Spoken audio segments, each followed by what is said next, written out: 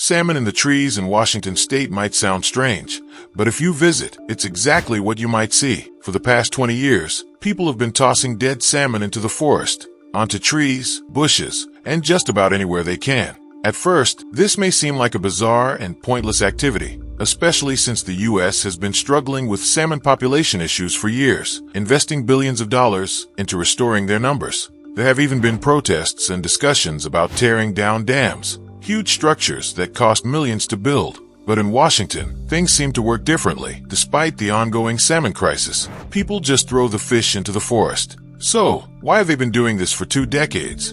And what impact could it have? Washington state is home to several salmon hatcheries, which are dedicated to preserving the once thriving salmon populations that were an iconic part of the Pacific Northwest.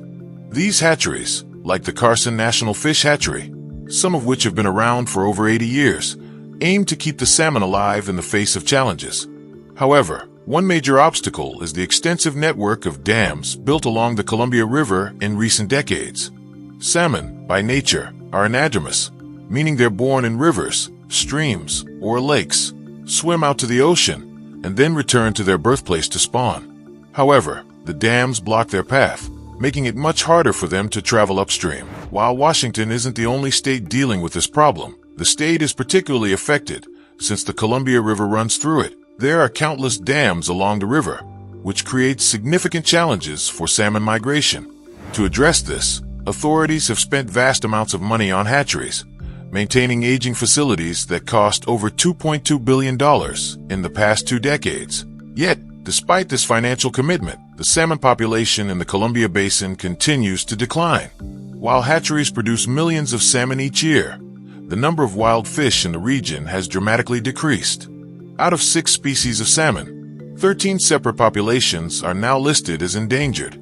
Although 250 million hatchery-raised salmon are released into the ocean every year, the survival rate is less than a fifth of what it used to be.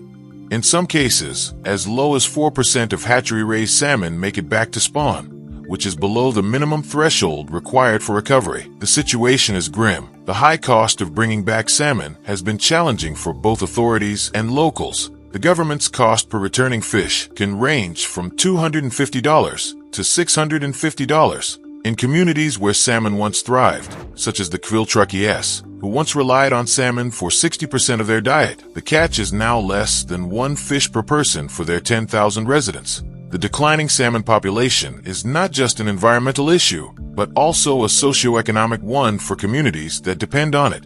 Further compounding the issue, salmon farming has raised additional concerns. In 2017, a salmon farm run by Cook Aquaculture, an international company, operated near Washington shores. The farm raised non-native Atlantic salmon, which could outcompete the local species. This led to protests, with locals fearing that the Atlantic salmon might further harm native populations. Despite these challenges, Washington state's salmon crisis continues, and every fish counts.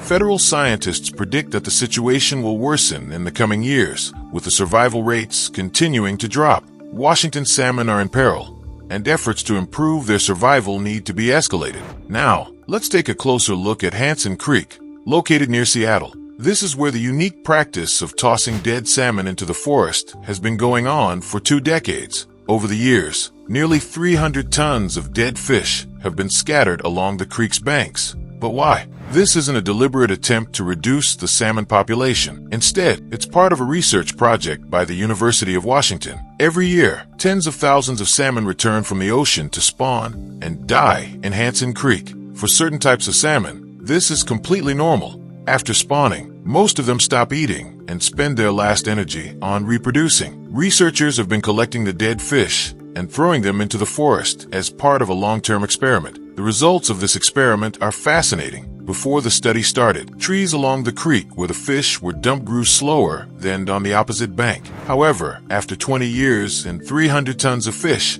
something interesting happened. The vegetation on the fish bank caught up. The nutrient-rich salmon bodies, once decomposed, provided essential elements like nitrogen and phosphorus to the soil, helping the forest flourish. It turns out that salmon effectively act as natural fertilizer for the forest. Adult salmon, after spending time in the ocean, bring back valuable nutrients like nitrogen and phosphorus when they return to spawn. Research has shown that an adult sockeye salmon contains an average of 4.6 ounces of nitrogen, 7 ounces of phosphorus, and over 20,000 kilojoules of energy. When these salmon decompose, they release these nutrients into the environment, which significantly benefits the surrounding vegetation. In some areas, up to 70% of the nitrogen in the tree leaves came directly from salmon. This boost in nutrients leads to faster tree growth. In fact, trees like the Sitka spruce grow 3 times faster when located near salmon spawning areas. But the relationship between salmon and the forest is not one-sided. Trees also play a crucial role in salmon survival. The roots of trees stabilize the stream banks, reducing erosion and protecting the clean water that salmon need.